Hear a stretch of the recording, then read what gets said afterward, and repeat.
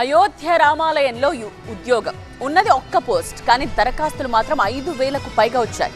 ఎందుకు ఏంటా ఉద్యోగం? ఆ డీటెయిల్స్ చూద్దాం.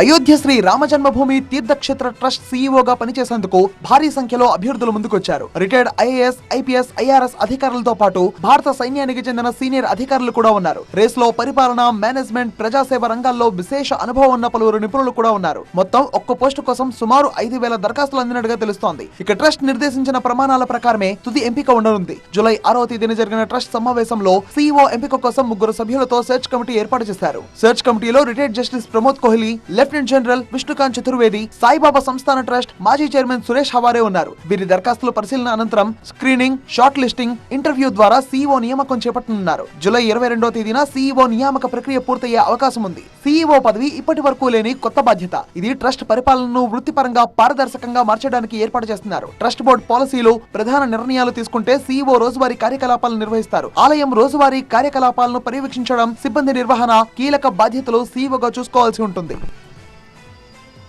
ఆసుపత్రి నుండి ఆందోళన కార్యక్రమానికి పిలుపునిచ్చారు సోనం వాంగ్చుక్. మరోవైపు ఆయన నిర్బంధంపై భార్య దాఖలు చేసిన పిటిషన్పై ఢిల్లీ హైకోర్టు కీలక వ్యాఖ్యలు చేసింది.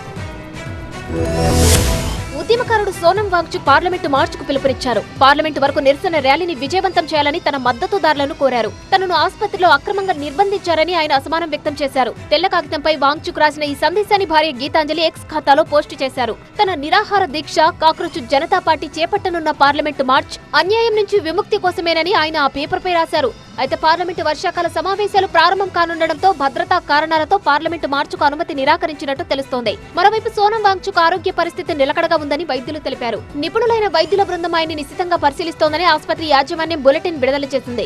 ఢిల్లీ హైకోర్టు ఆదేశాలతో అత్యవసర వైద్య సేవలు అందించేందుకే వాంగ్చుక్ ను జంతర్ మంతర్లోని దీక్షా శిబిరం నుంచి ఆసుపత్రికి తరలించినట్లు ఢిల్లీ పోలీసులు వెల్లడించారు. మరోవైపు సోనం వాంగ్చుక్ ఆరోగ్యం క్షీణించడంతో ఆయన సఫ్దర్జంగ్ ఆసుపత్రికి తరలించడం ఏకపక్షమైన నిర్ణయం కాదని ఢిల్లీ హైకోర్టు తెలిపింది. ప్రభుత్వ నిర్ణయాన్ని సమర్థించింది. 3 రోజుల్లో ఆరోగ్య పరిస్థితిపై రిపోర్ట్ ఇవ్వాలని ప్రభుత్వంతో పాటు ఆసుపత్రి అధికారులకు హైకోర్టు నోటీసులు జారీ చేసింది.